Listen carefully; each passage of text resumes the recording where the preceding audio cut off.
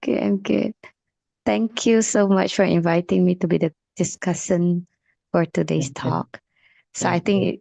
it's also my first time meeting Dr. Nasmul. Okay. Yeah. Dr. May, if you can, your face is half. Oh, Yeah. half. Okay, let me adjust a little bit. Yeah. Just, yeah. Mhm. Add, is it better? Yeah, it's okay. No, it's okay. Thank you very No? much. Okay. Yeah. So have you had your dinner? Uh, no, not yet. Not yet. Oh, why so late? It's already 8 p.m. Yeah, I usually take after 9. Wow. So your family also they take it together Yeah, with you after. yeah.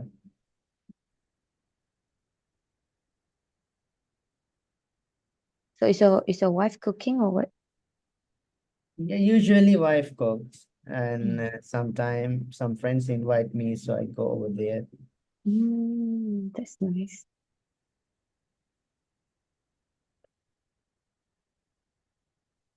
So I think we can start the program. Thank you very much. Assalamu alaikum wa rahmatullahi wa barakatuhu. A very good evening to all, and the respected head of the Department of Political Science at International Islamic University of Malaysia, Associate Professor Dr. Shazza Shukri, and the respected team colleagues of the Department of Political Science at International Islamic University of Malaysia, and the respected participants who have joined with us from all parts of the world, and our respected guest for today's event, Assistant Professor Dr. Nazmul Islam. I warmly welcome you all to our today's webinar on great power, rivalry, and geopolitics of South Asia.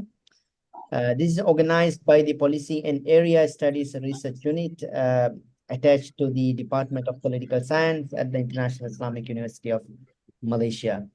I am your moderator for today's session, and my name is Dr. Muhammad Fauz Muhammad Zaki, Assistant Professor in the Department of Political Science at IIUM.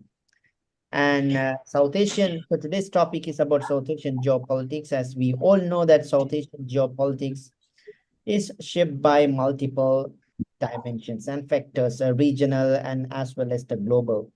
In terms of regional factors, we can clearly see the dynamics between Pakistan and Iran. It has a huge impact on the regional politics and geopolitics, and also the Indian regional dominance and hegemonic aspirations is another regional factor that shapes the geopolitics of South Asia. In terms of global aspects, United States, Russia, China, all have significant stakes in South South Asian region. Especially, we all know that some obvious factors that US seeks to strengthen its strategic partnership with India to counterbalance China. And on the other hand, Russia uh, also try to engage with Pakistan and China, reflecting a multipolar strategy. China's strategic interest manifests through its economic aids and military cooperation with Pakistan. Again, India perceived that as a challenge. So we see a complex picture of geopolitics when it comes to the South Asian region. And so South Asian geopolitics, in a way, I always say this to my students, is a good case to study and understand the changing dynamics global power politics. Because I believe South Asia clearly reflects the global power shifts. So against this background, today we have invited an expert to understand this complex changing geopolitical dynamics of South Asia. So we invited actually a prolific author and a researcher. He is none other than Dr. Nazmul Islam. Let me introduce my speaker for our speaker for today's event. Assistant Professor Dr. Nazmul Islam is a distinguished academician and scholar, currently working as a head of Turkey, Asia, and Indo-Pacific Studies, and Assistant Professor of Political Science and Public Administration at Ankara Yildirim Bayazit University. I think I pronounced it correctly, in Turkey. And additionally, Dr. Nazmul Islam teaches postgraduate courses at the Department of Media and Communication Studies at Ankara University and the Department of Peace and Conflict Studies at Social Sciences University of Ankara. Besides this, recently he has officially been appointed as an special advisor at the Foreign Relations and Protocol Department, Grand National Assembly of Turkey, the Turkish Parliament.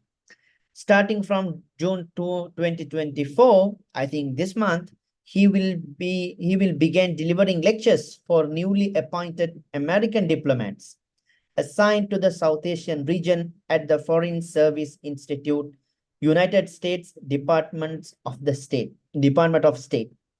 Previously, Dr. Islam worked at India's Ministry of External Affairs in an internal fellowship program and also worked as a research assistant at the Saarland University at the University of Cambridge. I think uh, uh, he has a deep he's not an academician, but also he has a long experience as a practitioner of international relations. I hope his background gives us such a picture. Thank you, Dr. Nazmul Islam, for accepting our invitation to share your thoughts on South Asian geopolitics with us today. And apart from Dr. Nazmul Islam, we have a discussion for today's event, who is none other than our colleague, Dr. Lee Pei Mei. Let me introduce her for our audience. Dr. Mei is an assistant professor in the Department of Political Science at International Islamic University of Malaysia. Dr. May completed her PhD in 2019 from University of Nottingham, UK, where she worked on her thesis titled Assessing China's Development in the Global Economy, Underdevelopment, Uneven and Combined Development, or Developmental Catch-up. Her general research interest is in the area of international political economy, international relations, specifically focusing on China. Dr. May has just published a book titled as China's Economic Development, Decoding and Reframing Its Rise with Routledge. So congratulations, Dr. May, for your latest achievement. And then finally, let me give the audience a brief information about the structure of today's program.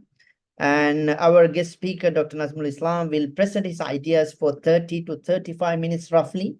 For discussion, Dr. May will share her thoughts on the speaker's points and insights for around 5 to 10 minutes. Then we will open up the floor for Q&A comment session, and participants can ask questions directly, or they can write their questions in the chat box. With that note, now it's time to listen to our guest speaker. So without further ado, I would like to invite Dr. Nazmul Islam to start his talk. Dr. Nazmul, the floor is yours. Great. Thank you. Thank you so much, Dr. Jackie. It's a really great pleasure to have me and also having me in here in this. I'm sure it's a very fantastic program. I'm actually following up some programs for since a couple of months, and I felt it's really a good program for students, possibly most of our students, if I'm not wrong. I actually wrote a message to you. Maybe you didn't see it. But yeah, it's great to have and give this important topic. And also, I saw a professor, Professor Lee Pai. I'm sure that we will have a very good discussion after this short presentation about the South Asian, especially the geopolitics and great power rivalry in there. Probably I can add my presentation. You can share, Doctor. Okay, that's good. So I think yeah, without any talks, we can start now. We can see some possible scenario, how we can link up the great power rivalry and geopolitics of South Asia. I mean, when we start this discussion, of course, we have to understand the scenario, what is going on in international politics. why we need to focus South Asia, what kind of things is really important in South Asia. But yeah, as I said, like there are some specific issue that we need to address first, and then we can link up to or with the South Asia. So what I was trying to prepare this lecture, I'm trying to develop it from some specific phenomena. So what phenomena I'm trying to tell? The first thing, trying to see that what kind of existing debates we have so far seen in this area. I mean, how we need to define these things. I mean, great power rivalry, the world order, geopolitics, what is going on in the world politics? We have to see it first. And of course, like as it is the academic talks, we have to see the what kind of like, theoretical debate in here and what kind of theoretical gap in this kind of discussion. Let's say, for example, we are trying to address the area like South Asia, but the exist theory, is it enough to address this kind of area? I mean, we are talking mostly about mainstream IR theories. Are those IR theories enough to address the recent phenomenon and recent changes in South Asia or different kind of regions? And over then, we'll try to see the contemporary aspects and link up with the South Asian fact and the geopolitics and link with the contestation and also different kind of competition in the region and try to see the future scenario of South Asian geopolitics and great power rivalry. So by looking at this area, like existing debates, what kind of world we are living and what kind of connections and nexuses we have to see in world order, power of rivalry or great power rivalry and geopolitics. And then we are trying to see like, okay, I mean, in academia, for any kind of systematic review, what kind of gap we have seen to work on this area. So by looking at the current world, we have to see this very basic phenomenon. The one of the things, I'm just trying to take some quotation to see what is going on in contemporary world. The first thing, for example, I mean, I just took some kind of quotation. If you look here, just a quotation from German foreign minister, he said like no world order. I mean, so it means like, okay, from his perspective, especially he indicate the Russian and Ukraine war and try to say like, okay, I mean, it is happening because we don't have a sustainable and a strong world order. And then also the another commentary that has been given by Murphy, he said like, okay, European leaders are realizing the old global order is crumbling. And that's also another important issue to identify the exist world politics. And apart from that, we have to also see that the 2020, there was a comment in foreign relations. It's also linked up the same thing, the end of the world order.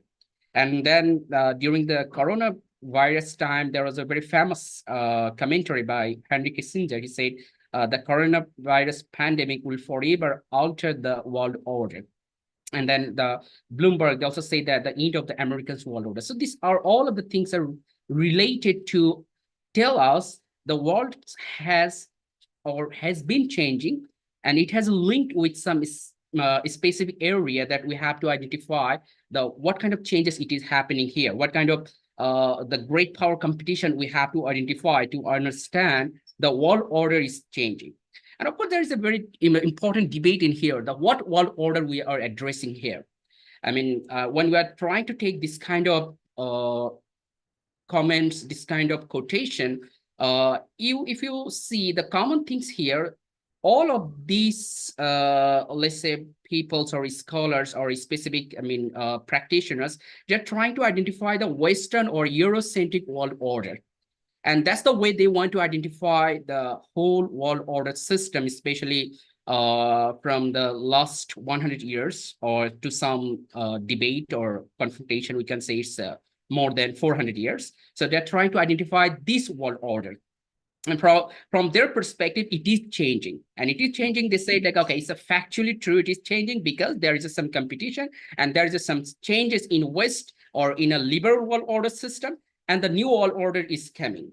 So now the question is here, in history, can we say the world order is ending, or it is, let's say, it's a done project? I mean, then the current world order will finish their job, then the new world order will not come. No, it's not actually like that, because world order is always exist, and it's a never ending in a history process. So for example, we cannot deny that world order is exist now and it wasn't exist before. Basically, the Western or Eurocentric scholars or practitioners, they're trying to mean that the exist world order means the real world order. When it will finish, then there will have a disorder in the world politics from their perspective, especially we can say. And that's what we can see it in the famous book that has been written by Henry Kissinger. If we look to his third chapter, when he was talking about the world order during the medieval age time. I mean, when he was trying to identify the Islamism or Islamic system in the Middle East or some part of the world, he said it's a disorder. So from their perspective, it is actually meaning there's a world order and how they want to define the world order and what happened during that time. And so they want to identify if the Western world order finished or in, then it will be the end of the world order. But from our perspective, I mean, we don't believe this kind of explanation. We want to say like, no, it's not at the finished of the world order. Rather, we are saying there is a rivalry or competition, and this competition has some specific meaning. And in that meaning, maybe one world order will complete their, let's say, assignment, and the new world order will come to focus their own area. So now come up discussion, I mean, how we need to define this world order from which factors. So there are some specific factors that we need to identify to understand who can be great power to make the world order, to make the regional order, to make or identify themselves. Yes, we are the competitors in this exist system. So I've just tried to find out this specific, factors. For example, one could be the influence. So influence is a very important thing. A country, they should have an influence on others. So other could be middle power, a small power, whatever it is. A great power, they should have a specific influence on others. And then they should have a control. And of course, with the control, they should have an authority. So it's more related with the power. I mean, so a country, they should have an influence, control, and authority for making hegemony or balance of power. So this is a very interesting thing. I mean, a country, a great power, they should have a two target. I mean, how we need to identify a country, either they should make a balance or they should make a hegemony in a specific area or in a specific region. And from the other perspective, we can say like a world order or a great power, they have to have a three specific area by making the three specific issues, for example, to make a community, to make order, and to make stability. So when we are trying to talk about the community, for example, we can say like Turkey, for example. Turkey is trying to make their own cooperation and engagement in Asian countries, in Southeast Asia and South Asia. It's just simply a community because they don't have still that capacity to make an order in there. But if we are talking about, let's say, China and US, of course, they are making their own community, means alliance power or partnership. They have their order. And the most important thing, they have also role to make stability. Probably we can make a good argument. I mean, as we start from Turkey, let's say in Turkey's role in Middle Eastern country, the same way we can see that Turkey may have this kind of capacity to put themselves as a regional power or regional ownership in there. So these three things are very important to understand the whole scenario, because the next all of the lectures we need to understand and relate these three things: community, order, and stability. So who have this capacity, they will be the great power, and they have a role in returning the real geopolitics in any specific region. It could be South Asia or Southeast Asia or any Asian countries or any region in the whole world. So here is the thing, it's just a pure academic task. I'm just trying to give us some tools to understand what kind of task, what kind of academic and scholarly work so far have been done in different kind of indexes. I just try to make a very simple Prisma model to understand let's say in Google Scholar or Web of Science and also Scopus, what kind of tasks have been done so far. For example, in Google Scholar, more than 6,000 work has been done still 2024. So it looks like, yeah, it's a very important work, and many scholars are trying to identify the geopolitics, then great power rivalry, this kind of issue they're addressing in their scholarly works. And most of the works, that's what I have so far seen in the last 3-4 months, it has addressed the China-US Indo-Pacific free and open Indo-Pacific strategy, Belt and Road Initiative, CPAC, AUKUS, soft power, geoeconomics. Those are the address papers that I found from Google Scholar and also Scopus.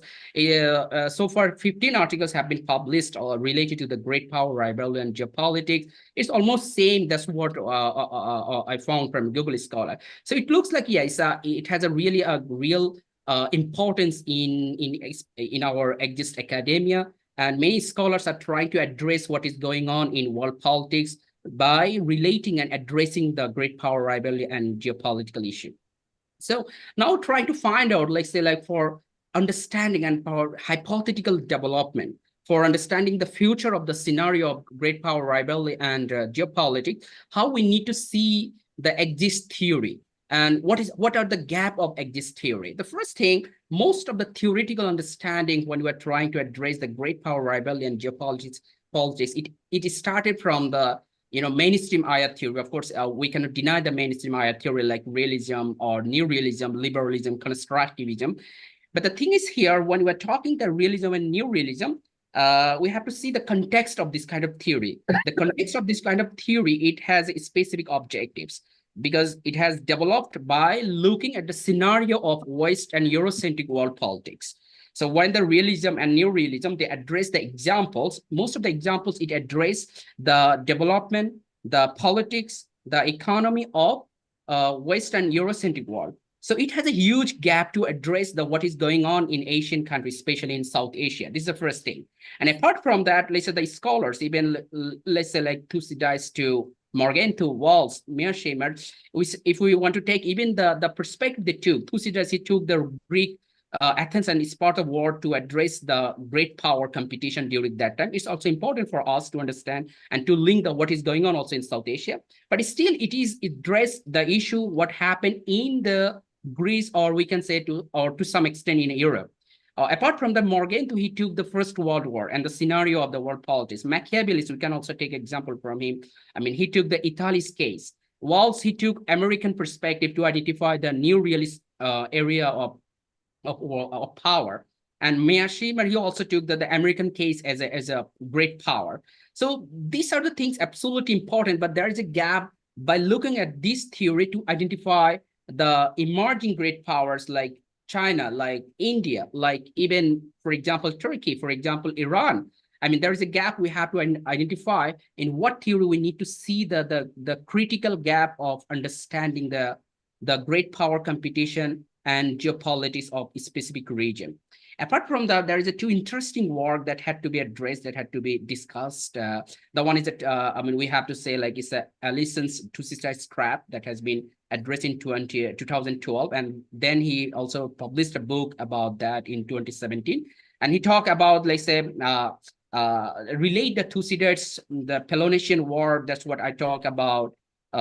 Sparta and the Athens problem, let's say Athens during 430 BC before the Christ. In a Peloponnesian War, the Athens, they were the emerging power, while the Sparta, they were the rising power. They were the exist power, dominant power, and both powers, what kind of problems they faced during that time and why the Sparta need to involve war with Athens. And he linked up these things with the American and Chinese problem and try to address these things to understand the scenario of great power competition.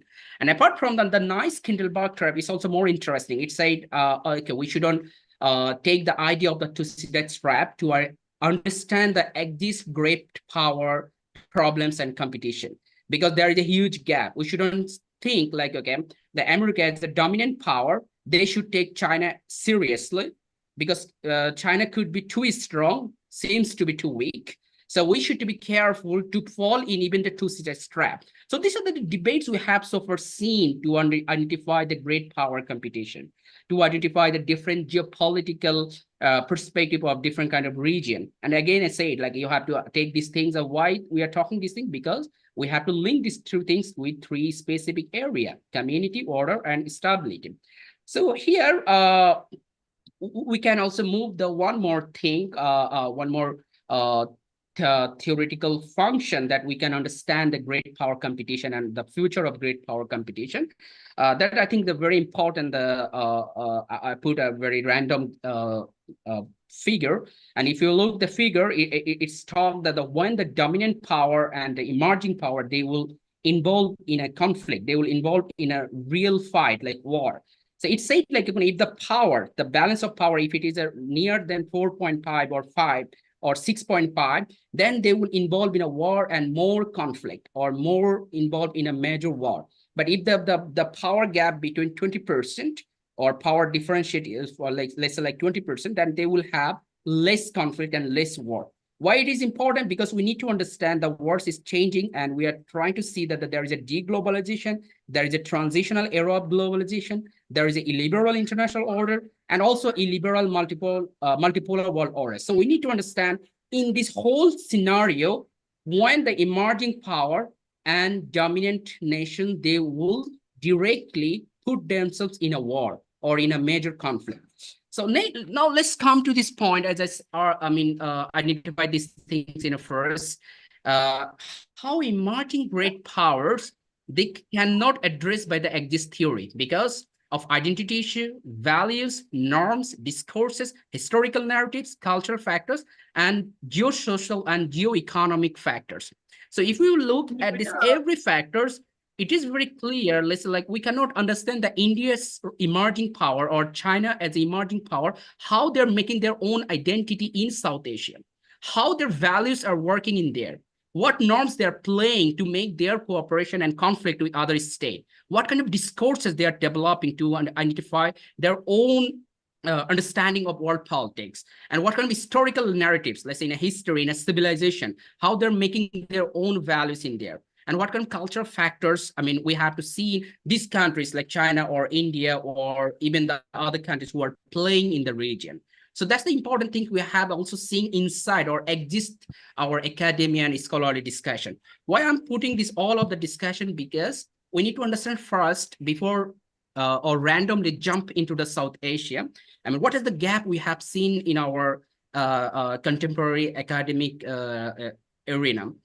So let's go to the South Asia and try to link up with the great power rivalry and geopolitics. Let's identify, the South Asia. In what way we need to identify South Asia? South Asia, of course, it has 8 countries, but I just try to differentiate these 8 countries from some specific ways. For example, 3 small countries that should be addressed first. Bhutan, Maldives, and Nepal, but they have a specific influence, and they are influenced by also great powers in a specific way. Apart from that, one of transitional state, we can say like, especially in exist academia, when a state are not functioning the way we have to identify themselves or to them like a state way, like sovereignty or government or a people, whatever it is. That when it is not functioning the way we are expecting in international politics, then we can say it's a transitional state. So Afghanistan, we can say it's a transitional state.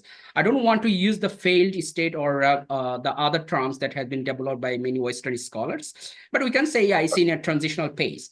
Apart from that, we have powers, we can say like India. They're trying to put their own narratives in international politics. And 3 transitional middle power state, Bangladesh, Pakistan, and Sri Lanka, because of their some different kind of influence. For example, we can say that, Bangladesh because of the economy, or Pakistan because of their maybe in global politics because of their military power. We can say them as a transitional middle power status state. So these are the countries we have to identify in South Asia. So now the question is here, how we need to see the great powers in South Asia. We first try to understand who can be the great powers. The first we talk like, okay, the great power, they should have a authority, influence, and they should have that much of power to make their hegemony. So who can be this status? Maybe we can say the US, maybe we can say the China and India. Basically for South Asia, we can identify these 3 countries because of course there are many other countries who have some stage of influence, but in a terms of great power, like making community order and stability, we have to take these three states, the China, USA, and India's influence in South Asia. So now how we need to see these three countries, different kind of policy in South Asia. I mean, the first thing we have to see that the South Asians security architecture, or even the socio-political architecture. That's the most important thing we need to address the Cold War. Because Cold War is the first thing we need to understand how different kind of great power, they put their footstep in South Asia. And apart from that, American unipolar system after 1990, or we can say the post-Cold War, and we have to also address the India-Pakistan. I will not talk too much because it's I know, I mean, in every topic, we have to go a huge discussion. So I will try to take some points in here to understand that how India-Pakistan conflict, it has a role from the great power competition and great power rivalry. And apart from that, the Afghanistan case, we have to address the 9/11 and American step in here. And the most important thing, Chinese different kind of action. I mean, these 2 points are so important, the Chinese action and American reaction. I mean, why I put these things is very important because is it mean like America, they don't have any policy before Chinese action in South Asia? The simple answer is no. America, they always have a huge influence, especially when we'll try to address the Cold War, we'll find something very interesting. Yeah, America have an influence, but the American reaction, it has been started after Chinese action in South Asia. And that action has been started from 2013. And we have to specifically talk about the 2017, how China, they put their policy step in South Asia, or to some extent, we can say the hegemonic power or influence in South Asia, and how it make America to be more reactionary towards China, even the Chinese influential projects and policy in South Asia. So that's why these two are so important to understand that the geopolitical global power competition function in the area. And apart from that, we'll try to see the American different kind of game and Chinese different kind of policy in there. And we'll try to see the different confrontation and how even also India trying to making their own status in there. So the first thing we'll try to see the area. I mean, I'm not talking only the South Asia when we're talking about the Cold War. Why? Because I mean, when we're talking the contemporary times, the powerful state or great powers, we're trying to see the China and US. But before that, we have to see there was some starting point for the US, how US enter in the region. That's what we need to address. The USA, before even the Second World War, USA don't have any kind of access to enter in Asian countries, not even the South Asia, nor even the Southeast Asia, and not even the East Asian, Far East Asian countries. So it was the Japan by making a very good collaboration, they enter in Asian countries, and making that collaboration and cooperation, then they have their footstep in Korean War in 1953. And the most important thing, even though they lost in a war in Vietnam, but it has gave another access for USA to put their policy step and military step in Asian countries. And for South Asia, the three scenario is so important. The one is the Pakistan-India's border and Kashmir issues, and also their different kind of problems, and also the regional problems like Afghanistan problem from 1979 when we know the Soviet Union and the different kind of issues. It helped USA to enter in the region. And also the India-Bangladesh, I mean, let's say like Bangladesh independence in 1979, 71, it also the another assisted or helpful project for the USA to enter in the region. Because before that, we may see the different kind of global power competition in there. Especially we have to address the whole scenario from the Soviet perspective. But this time, the USA, maybe they lost somewhere, maybe they have some more influence, but through these kind of specific countries, Japan, Korea, Vietnam, Pakistan, Afghanistan, they enter in the region. And now come here, the how USA, they make their unipolar power in the region. Of course, it is not for a long term, but for a specific term, we can say from 1990 to 2010, these 20 years, USA, they were the only unipolar or single power in the region, especially in South Asia. And how they made it? By making the economic liberalization. We know about those kind of academic talks. I mean, the globalization process, the trade liberalization, economic liberalization, and also the military footsteps, and also different kind of security footsteps. US, they made their specific interpretation and intervention in South Asia, which make themselves as like a unipolar country to make the policy and power in the region. But apart from that, I mean, apart from security step, apart from economic step, what USA did a very interestingly and fantastically, that is their soft engagement. So when we're talking about the soft engagement, we are basically talking about the cultural engagement through movies, through language, civil service, NGOs, think tanks. That was the main purpose and main way USA softly engage with the different countries in South Asia and make themselves a single country who can make community, who can make stability, and who can make order in there. And these all things worked very softly, apart or except Afghanistan. So that's a very interesting and a very important point to understand the American policy in South Asia. But till 2010, or we can say 2013, and what happened after 2013? That's an important thing. 2013, we know that China, they first initiated their Belt and Road Initiative. And through this Belt and Road Initiative, China started to make their own policy, or we can say that to make their independent policy in different regions, and trying to make it's a one kind of crash projects, try to make influence in different area, but that different area make a real fact to have their policy in the region. So I mean, we have to see this kind of action of China. What kind of action China did in the region? Of course, as Dr. Jackie firstly talk about this issue, it's very important to understand the Chinese influence and Chinese order in South Asia. And one thing we have to take note to understand this geopolitical and global power competition function, how it is functioning, we have to see that every country, whatever is USA or India or China or any country, when they are trying to enter in any country, they want to make a model country. So for China, they want to make a model country in South Asia. And in that way, they can show the whole world, look, this is the way and this is the Chinese policy. China want to establish peaceful country in different region. I mean, that's what they also say to define their foreign policy, peaceful. So they make a target Pakistan. And Pakistan, we know during that time, they have a huge economic volatile relations because of their economic problem. They need to have some partnership, especially from a specific country. And as a decline of cooperation from the USA and choosing themselves to align with the India, Pakistan, they don't have any other option to make a cooperation with China. And China took this opportunity. China established a CPEC, China-Pakistan Economic Corridor in 2017.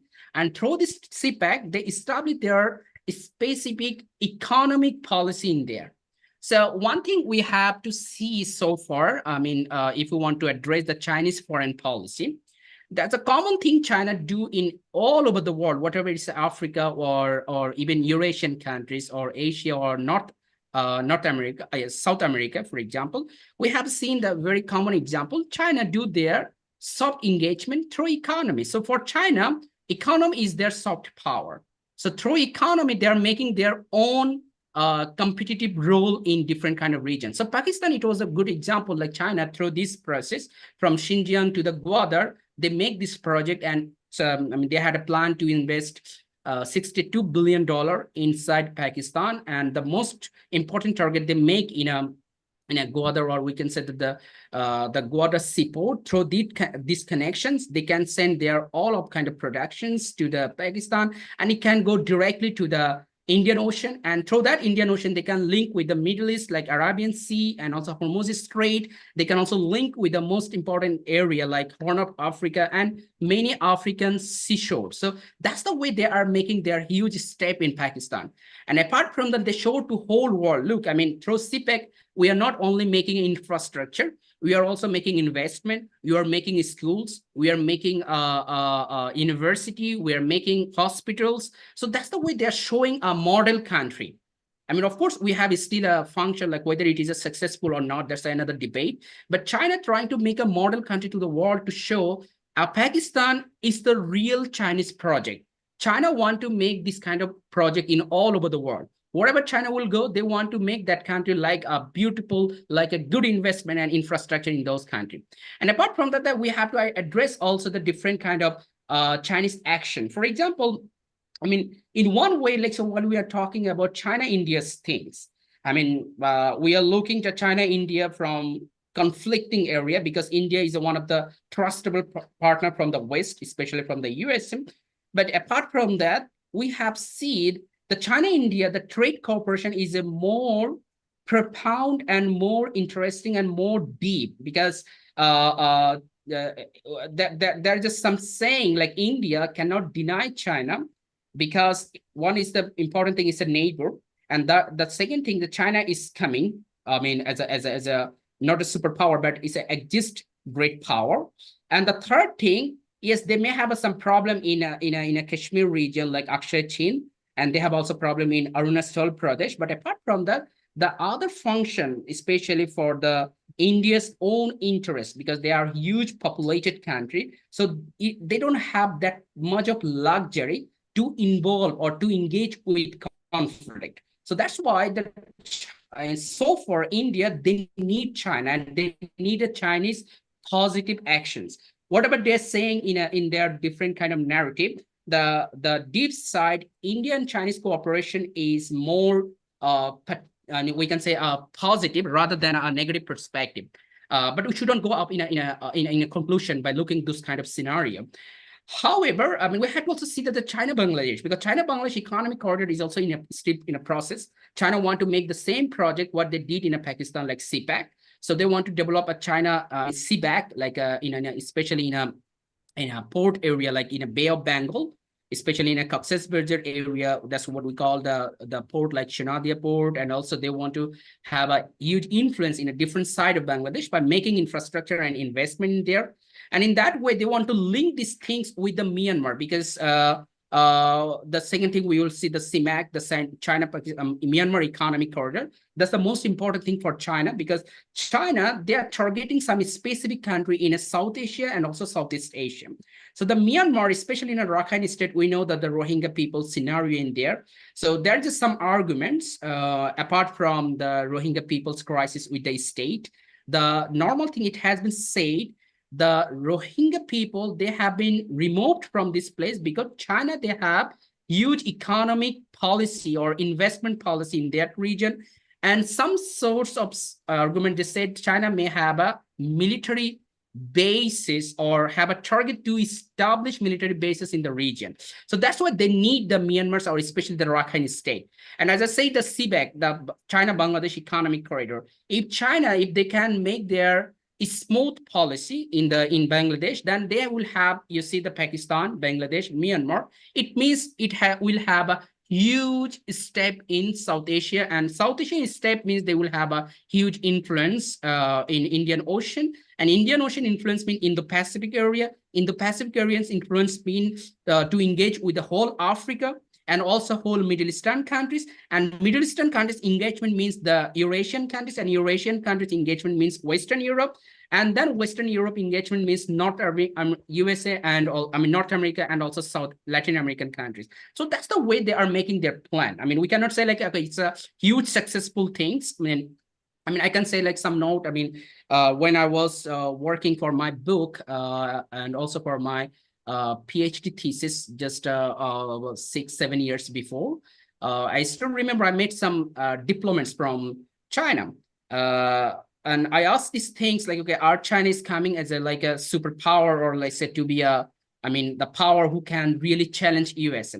So most of the diplomats from China, they have a very common thing. They say like, China is not believing quickness and hurriedness, like to do everything as soon as possible, because China, they have 5,000 years of civilization. They know their historical narratives very well. So they are not very quick. They can wait. So they're trying to put their step in every country, whatever it's a CPAC, CBAC, CMAC, or even in Africa or other countries. They're trying to just put their step. They are not trying to make it like a successful project. They have a plan, but not so hurry. They're giving time, the exist power or dominant power. I mean, the Axis power, they can do anything. They don't want to engage with a direct conflict. Rather, they want to just put their step in the region. In that way, they can make their, let's say, like 100 years plan or 500 years plan. That's the way China is thinking, I mean, to want to see the different kind of region. However, I mean, we talk about the Myanmar or Bangladesh, how it's linked up to make Chinese policy in there. Apart from that, the Sri Lanka is also You have around 5 minutes, yeah. Oh, okay. I mean, I hope so. I will complete within 5 minutes. Thank you so much, Doctor. So the China-Sri Lanka, I mean, that's the most important also for China. But as we say, like when we are talking this all kind of step, we are not saying that the China is a successfully did their projects in there. China just trying to put their step in there. But in many cases, they were not so much successful, but still they are very influential in those regions, like in Sri Lanka. I mean, we know, I mean, in many literature, it said it's a debt trap diplomacy about or indicating Hambantota port and Colombo port, how China is dealing with Sri Lankan government and what is Chinese policy in there. But the issue is here, I mean, maybe in a recent time, if we want to analyze the China-Sri Lanka relations, it's not that much successful. But for a long term, China is there and they're trying to make their policy in those specific area. And also we can see that the China, Nepal and China, Maldives, all of the scenario, we have to see that China, they are trying to make an action. They are not talking like, okay, they are going to be very successful to make their action. They're trying to say like, okay, we are trying to in the society, in the culture, in the economy. That's their main policy. And in that way, they are trying to target the small states in South Asia. So when we're talking the small states, you remember the Maldives, Nepal, or Bangladesh, or Sri Lanka, to some extent, we can say Afghanistan. These are the countries we have to address, like we have to understand how China is doing things in there. Now come up the American reaction, how USA is trying to make a reaction, especially when they saw the China, how they're playing their role inside South Asia. We have no, for any kind of dominant nation, whatever it's a Roman Empire, Ottoman Empire, or Persian Empire, Prussia, or we can say like a Mughal Empire, any kind of empire, the first and most important thing to sustain their power. So that's why they need to focus more security. That's not also exceptional for USA. For USA to make their hegemony or to sustain their hegemony, they need to always look to their security.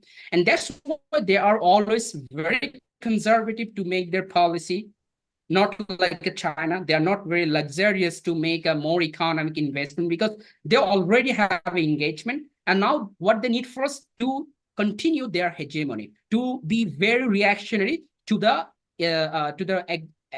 emerging power like China. So that's the way US, they are making their whole policy.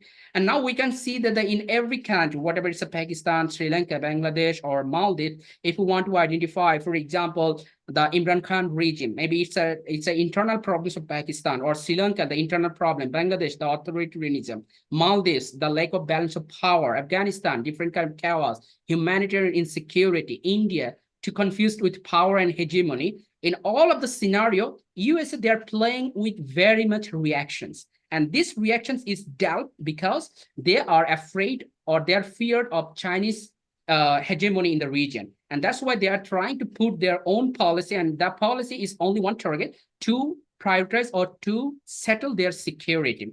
So now come here and to establish the security, they have some specific function. Like say, for example, we know the CPEC, CBEC, CMAC, or Belt and Road Initiative by China. What US is trying to do, they are trying to make a list of some kind of security dialogue, like Quad. US, Japan, and Australia and India, the partner of Quad. And the recent they started a trade-related corridor. It has been started by US and India led. That's called the IMEC. I mean, India, Middle East, and European corridor. And through that corridor, they also make their trade security. And also the AUKUS. AUKUS also another important things to understand the Indo-Pacific region's security and policy, in where the US, they are taking the partnership with Australia and UK to put their hegemony and their stability in the region. And also in the Pacific strategy, the most important thing that US is trying to do from 2021. So from 2021 to till now, US is very strictly and very focusedly follow the in the Pacific strategy, where the India is one of the most important partner for USA to make their policy for in the Pacific region, for South Asian region, to establish their own hegemony and to make a check and balance of Chinese policy. And also they are making, let's say, like, for it's making a more economic corridor or more economic cooperation that's called the EPAC. However, what we need to understand from all of the scenario, when we're talking about the China, we are saying that China is trying to make a trade engagement, China is trying to make economic engagement, China is trying to make the political engagement. But for American case, it is about the economic security, political security, and then trade security, and then cultural security, because for them to continue their hegemony and security is very important rather than to make a more engagement. US, they already are exist power, so that's why they don't need to make more engagement. Rather, they want more security in the region. I mean, we can take one example. Probably it would be very important for us to understand. The Imran Khan, when he was fall from the government, he told that he offered US to make a more investment. I mean, digital and technological investment in Pakistan. But USA, they say, no, for us, the border area security is most important. You should give us some opportunity and permission to use drones and to destroy the terrorism problems who are working against USA in the border area of Khyber Pakhtunkhwa and Afghanistan. So that was the talk. I mean, we have seen also to understand that how USA, they are looking everything from the security perspective rather than engagement perspective. However, I mean, with the conflict between the China and India, Dr. Jackie, I think I can complete you with 2-3 minutes. Okay, I hope so I have it. Okay, thank you. So with this competition, the one China and the USA, how we need to put the India in there? I mean, what the gap we have so far seen, that's the way we can say that India is another emerging power. I mean, of course, we can see this thing, or we can talk this thing from very or different dimensions, because it's a different kind of scenario in South Asia, and India is also another power to make their policy. But one thing we have so far seen, India is behaving so quick to make their hegemony in the region. I mean, India is a powerful state, but the way they are, I mean, engaging with different kind of South Asian countries, with let's say like Sri Lanka, Nepal, Bangladesh, or Afghanistan, it looks like they need to study and try to see their own policy, especially with another emerging or another emerging power like China. For example, I mean, why I'm telling these things. The last year, when we were trying to work on the India and Afghanistan issue, India, they have a huge engagement and investment in Afghanistan, but they never thought like the USA, they will withdraw and remove their soldiers from Afghanistan, and it may create a huge problem for Indian investment, that they invested more than $500 million. So it's a huge investment, but they never had any kind of imagination what will happen if USA remove their soldiers and if USA change their policy in the region. So this is the one of the thing that the India's problem. I mean, India, they are also another powerful state in the region. The same thing also they are doing, let's say, in other small states, like in Nepal, like in Bangladesh. I mean, they have a specific policy, but somehow they are missing the point. What will happen if USA is not playing the way they're playing now? Because the USA, they need a partner because they are not trusting any other partners rather than India. But what would be India's role? Because India is still in a transitional point to be our emerging great powers. So as a transitional country, they should have they should need a more time to make or to be a more dominant nation. And we have seen so far, that's the gap they have in the region. And also we can say like, yes, I mean, for India, it's also same like China, they want to make a more model country. I mean, from their perspective, while I was also in India, I met with many politicians and diplomats, and I understood the same thing, that the way China is making their model country like Pakistan by making investment and infrastructure development, India want to put like a Bhutan or Bangladesh, even also, I mean, before the Taliban, like Afghanistan as a model country. So by making this model, they want to show to the whole world or international community, like, I mean, we have also our own steps, we have our own alignment, we have our own policy in those countries, and we are also coming in the world politics. And also, I mean, the engagement, we can talk the BMSTEC or BBIN. These are the real engagement from the Indian side, the way they are making their relations with different countries in South Asia. However, I mean, the way India is behaving, as I said earlier, it could have another problem in future, because India's charm offensive, if they continue to do such thing without making a hard hegemony, they could be a Germany in South Asia. But the way they are still behaving, the way they are still working, it looks like, I mean, if they do not change their policy, then it may create another Soviet Union or Russian's policy during the Cold War time, and make a problem in the region. So they need to study their own policy and great power status in the region to understand with other two great powers like China and US. And the final things that we can conclude in a way, like what kind of scenario we may see in future in South Asia. I mean, can we predict like there would have another NATO, because China is making their huge footstep. Let's say China will be successful in Pakistan, China will be successful in Myanmar, to some extent in Bangladesh, to some extent in Sri Lanka. They may have a huge military bases in there. I mean, of course, they already have a military bases in Djibouti. They have a military engagement and some small bases in Myanmar, and also other countries. They are doing such thing. Can we say that the US, they will make another NATO in the region? I mean, it's understanding, maybe for a short term, yes, it's not possible. No, I mean, for the mid-term, it will be very hard to make another NATO in the South Asian region. But for a long term, yes, it could be possible, because even the region, they are confused to make or to take their side. They are sometimes, especially in internal political parties, sometimes they're taking side with the US, sometimes they're trying to taking side with the China. And it is a confusing project, because China, they don't want to make any kind of security-oriented projects. Security means not especially with military. It is about the political security. They don't want to engage with any kind of political conflict. So it is a problem. If any country, if they are taking any decision to take the side with China, it means they're making a problem in the region. And it would be another problem, especially for a short term. Short term, I mean, let's say at least for the next 10 to 20 years. I mean, China, they will not make any kind of hegemonic status in the South Asia. Rather, USA, they will be more reactionary. If any country, if any state are making more cordial relations with China, then we'll see more reactionary policy from the USA. And then what South Asian countries can do, especially small states. I think the ASEAN countries can be a good example for South Asian countries, especially for small countries, because many ASEAN countries, they're trying to make a balanced relations with both great powers, whatever it's a China or USA. They're trying to very smooth, very calm, and trying to make a balanced relations. Well, I mean, we can say, whether it is a successful project or not, that time will say us. But for now, for small states, I mean, the ASEAN countries, that could be another things that the way they can do their policy in future. Rather than to take any side, they can make a more balanced relation with both powerful states. And in that way, they can, or they will be more benefited, because from economic side, maybe they can take more benefits from China.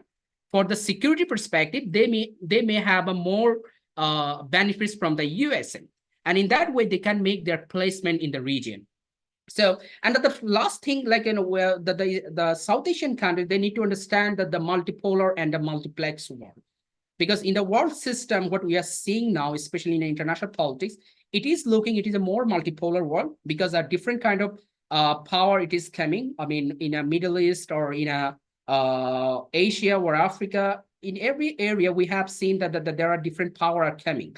So this power means we have to engage with more powerful states, not only a single or two powerful state. I mean, we shouldn't look like what we have to behave with the China or US, because there are more powerful states.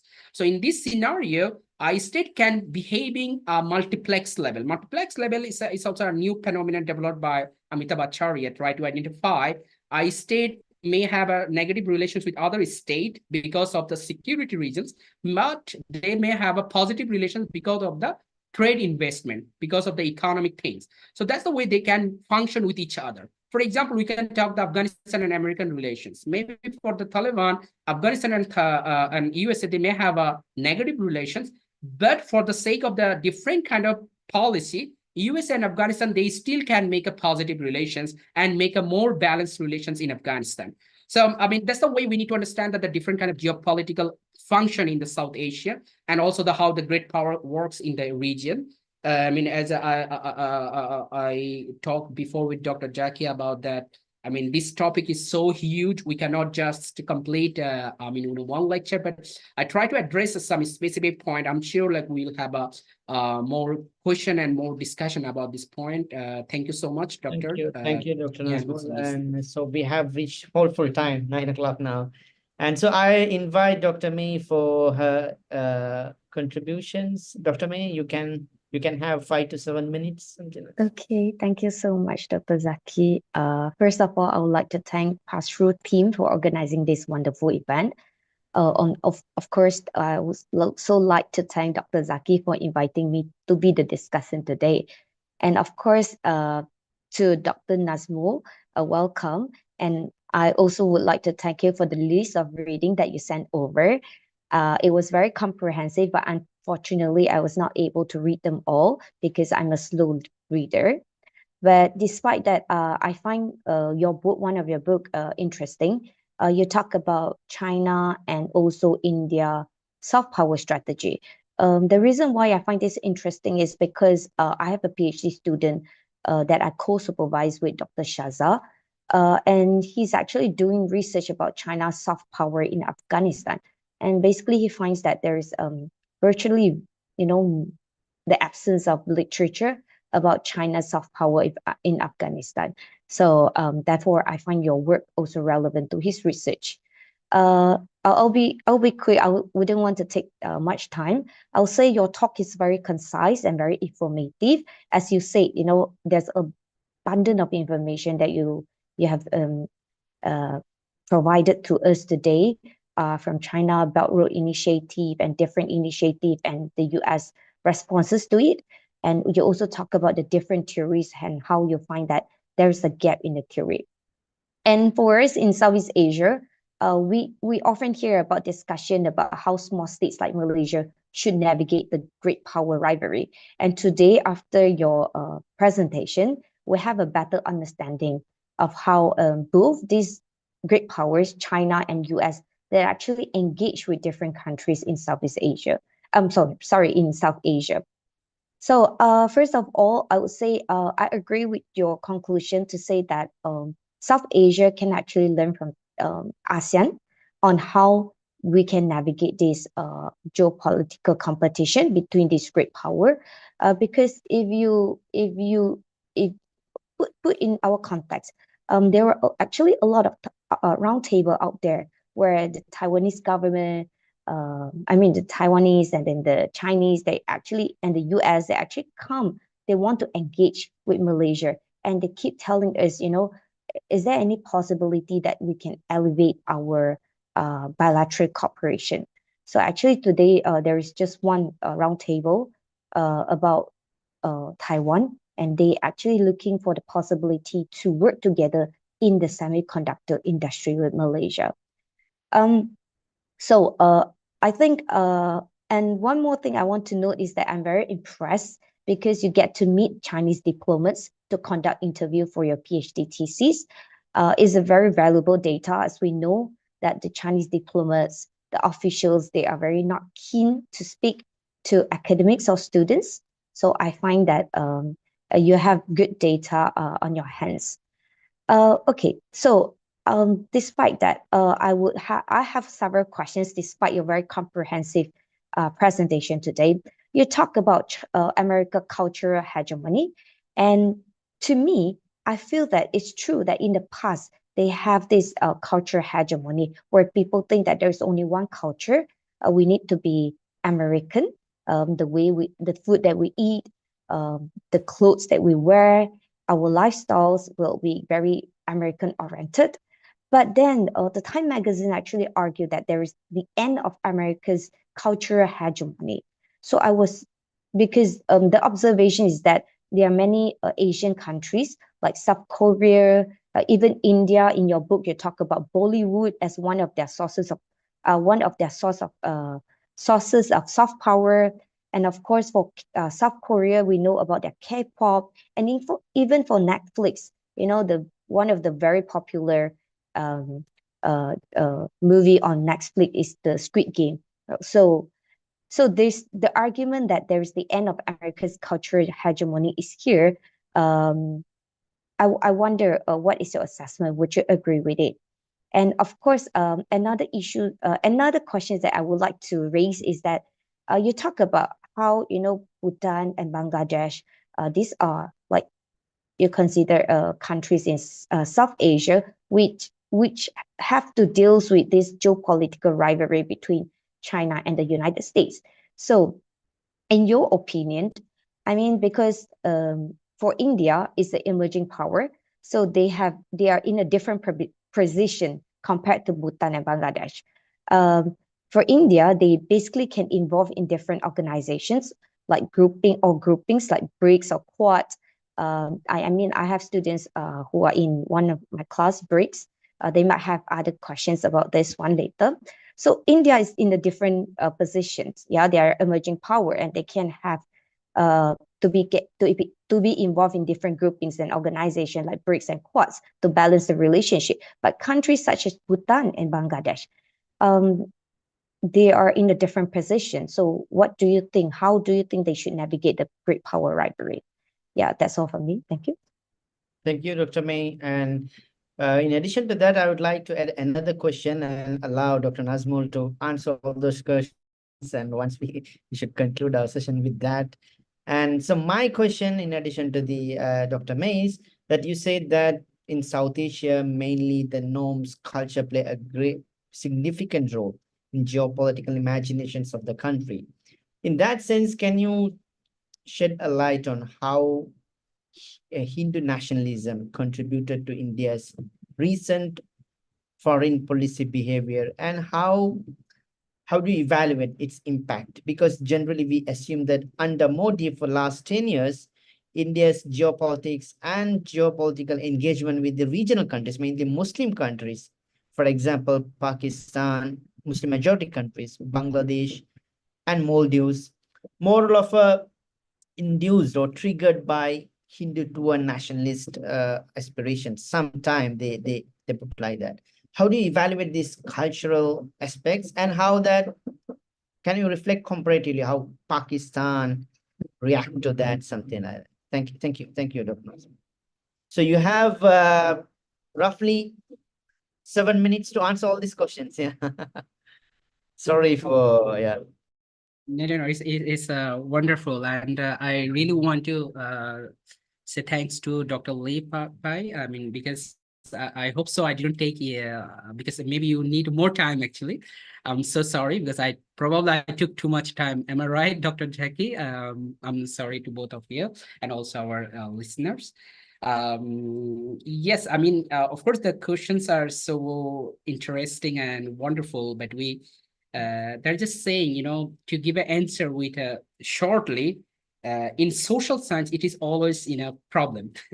Why it's a problem? Because in social science, we can interpret same thing from many perspectives. And I think in future, it will have a much more demand because of the AI. AI now can interpret something, but as a human being, we can interpret maybe something that what we have seen in there, what we saw, what kind of things happening in those kind of society. So let's start with the Dr. Ice, if I'm not wrong, the first thing about the cultural hegemony of US and India. Yeah, I mean, trying to see that how the India's cultural engagement, because I think I just mixed up something. Am I right, Dr. Lee? I mean, is it about the cultural hegemony of India and US? Am I right? And also China. The cultural hegemony of India, I'm sorry, of the US is coming to an end. So there is an argument about this. So I just want to know about your own opinion. What do you think of that? Okay, thank you so much. In my actual discussion, I put those things, but because due to the short time limit, I can't explain those things. I mean, one of the point I just try to discuss, but I didn't have a time to discuss that. I mean, end of the liberal world order. That's the most important thing. I mean, when we're talking the liberalism, I mean, to me, my explanation, liberalism is a religion of exist international order. So, I mean, the liberal behavior is just I mean, the way we are talking any kind of religion, is a Jews or a Christianity or Muslims. I mean, the way we're trying to identify the morality values or so many rules and regulations. The same thing that exists international order, or we can say the secular world order or the Western world order. The liberal behavior is their religion. So now come here, the liberal things actually related with the culture. I mean, mostly related with the culture. So the way the US, they established their understanding, the cultural engagement. I mean, they started these things after 1990. I mean, we are talking about the soft power mostly. Soft power, even the theorist, I mean, Joseph Nye, he established this idea in 1990 to push American policymakers to make more investment in culture rather than in military. That's what his main argument. I mean, yeah, I mean, we have to have a link with the other society through culture rather than to show themselves, oh, okay, we are so powerful. So why we need it? Because in that way, people will love us. People will love us because of our attraction rather than our force. So in that way, I think, yes, I mean, it's still USA is very successful to do it, these things, because we are taking the every factors one by one and put aside the China or any other emerging power, China or Russia or India. We have to also give a huge thanks to the US because they're still doing their own task. So what kind of task we are talking? We are talking about their language, for example. I mean, we cannot deny even that the way, I mean, we're talking, the way we are understanding with each other because of this, even it could be academic engagement, even it could be anything, it help actually American hegemony, whatever we want or not. That's the helpful things for American cultural engagement. And also we can talk the media. I mean, there is no even any alternative media that can really challenge the exist American media engagement. That's what they are trying to make their cultural hegemony. Of course, we can say the Chinese CGT and CCTV Xinhua or TRT World from Turkey or Al Jazeera, I mean, from Qatar or any other countries, they are trying to make their own steps, but it's still in compare with the US's media like CNN, like any other media, it's a huge step. I mean, so that's the way they are still very dominant. And apart from any other step, we can talk about sports. We can talk about, let's say, for example, diplomacy. That's the most important thing. I mean, the USA, there is a many literature about that. The USA, they are sustaining their power, especially in a contemporary time. It is not because they have a very strong military, because they have a very strong diplomatic cooperation. So, for example, what is happening in Burundi or let's say Central Republic of Africa, or what is happening in a very small state in the world, USA, they have some engagement, they have some talk, they're thinking about that. And in that way, they are sustaining their hegemony and their powerful relations with those particular countries. But if we want to say any other states like China, like India, like any other states, I mean, it is still, I mean, they have a huge lack to identify this kind of engagement. So that's why we cannot say like, yeah, no, I mean, the decline of American hegemony.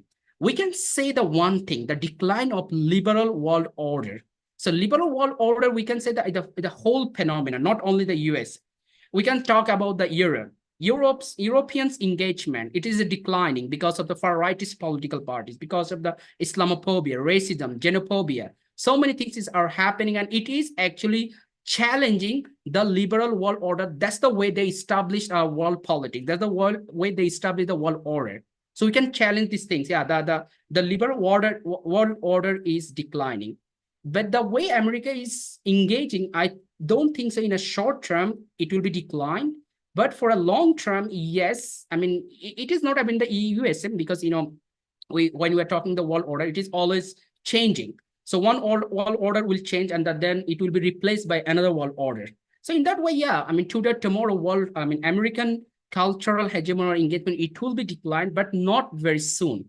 because in a current process, it is very clear the American engagement is more powerful, and to some extent, it is still more sustainable. I mean, I forget about the education. I mean, still we cannot compare the educational opportunity, the attraction that US is trying to develop in the world community. It is uncomparable with any other state, any other, I'm talking not state, I'm talking about the great powers. It's really quite impossible for those states to produce this kind of attraction the way US is doing.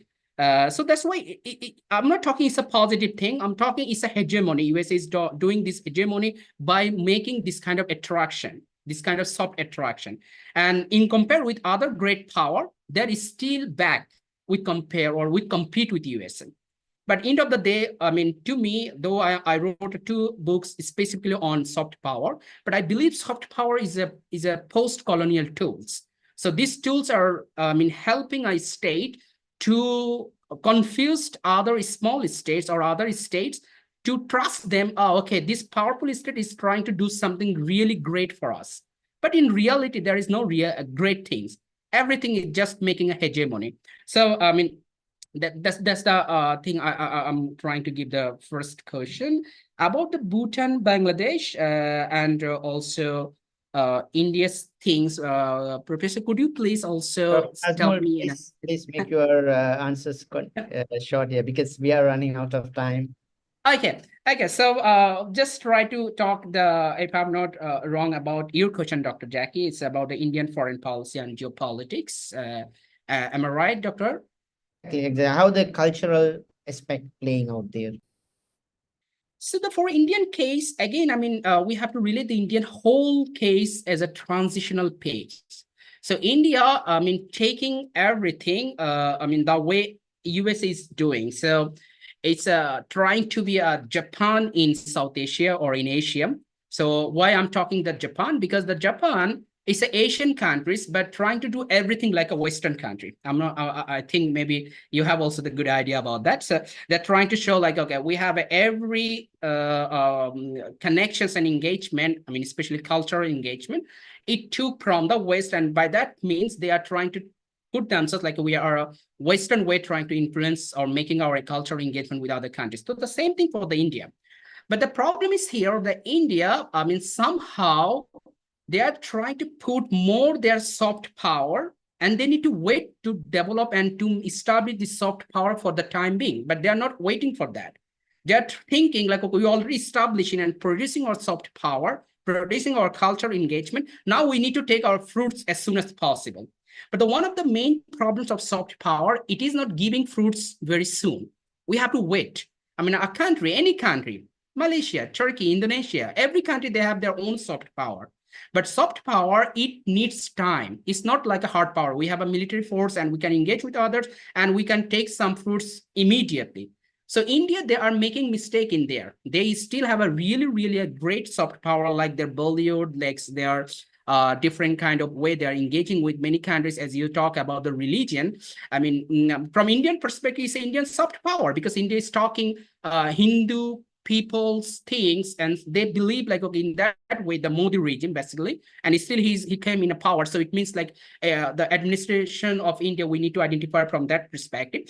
So India is making this kind of policy because in that way, they are making their soft policy in different regions, like in Nepal, like in to some extent in Sri Lanka, in Bangladesh, and also in Bhutan. So, I mean, talking about the religious, I mean, Hindu peoples, they think okay, it's the way of making their policy, I mean, soft policy or soft engagement. They are not targeting the whole people. Of course, we are talking the soft power and public policy. It is making policy for mass people. But many countries like India, it is not like that. They are targeting a specific people, and they're making their attraction, their soft policy for those specific people. And that's why, I mean, I told you, when in my personal experience, when I met with different kind of people from Indian elite people, especially policymakers, they have a very common thing. They're not targeting to influence Muslim people. Let's say, as you talk about Muslims, maybe in Pakistan or in Bangladesh or let's say in Sri Lanka, for example. Yeah, they have a target if you are secular Muslim. That could be the another arguments. So that's the way they want to develop their own cultural engagement. And that's the dictionary of Indian cultural engagement, especially in South Asian Muslim countries. So they are not targeting the mass Muslim people, not religious Muslim people. They're targeting basically the minority Hindu people in there. And secondly, the secular Muslim people in there. So that's the way they want to make their own attraction. And that's the way they are making their own policy, cultural policy. It's not something like the American style of cultural hegemony. It's something their own cultural hegemony, we can say. Thank you. Thank you, Dr. Nazmul Islam, for your insightful observation. I think we need to continue for hours and hours, but the time does not allow us to continue. And so I want to express my greatest gratitude to our guest speaker, Dr. Nazmul Islam, and who generously accepted our invitation. And so again, thank you very much. So we would like to engage with you in future, hopefully, in these kinds of talks to understand the changing geopolitics. And also, big thank you for Dr. Lee Pei Mei, and she also accepted the invitation and contributed by her insightful observations and questions. And also, again, I would like to thank our incredible audience and students for their presence tonight, and for I think this lecture will create so much of a discussion and debate in my classes next week. And so in addition, before we wrap up, I would like to briefly mention that we have another webinar coming up next week, hopefully, on Ibn Khaldun's political ideas. The speaker will be Professor Hiba Rauf Izzat, and I invite all the audience and participants to join with us in that event as well and share their critical observations. With that note, I conclude today's webinar. Thank you very much, Dr. Nazmul and Dr. May, and all the participants again. And thank you. Conclude this. Thank you very much. Thank you, Dr. Zaki. Thank you, Dr. Nazmul. Good to see you. Thank you so much, Dr. May and Dr. Jackie, and also the listeners. Thank you so much. If you want to reach to me, I will send my email to Dr. Jackie. Okay. We'll have a good discussion in future. Thank you. Thank you. And I would love to meet with all of you in Turkey. So we invite you to Malaysia to come here and interact with our students. Thank you very much, Dr. Nazmul. Thank you, Dr. Mil, too. Bye-bye, everyone. Thank you for the listening. Thank you. Bye-bye.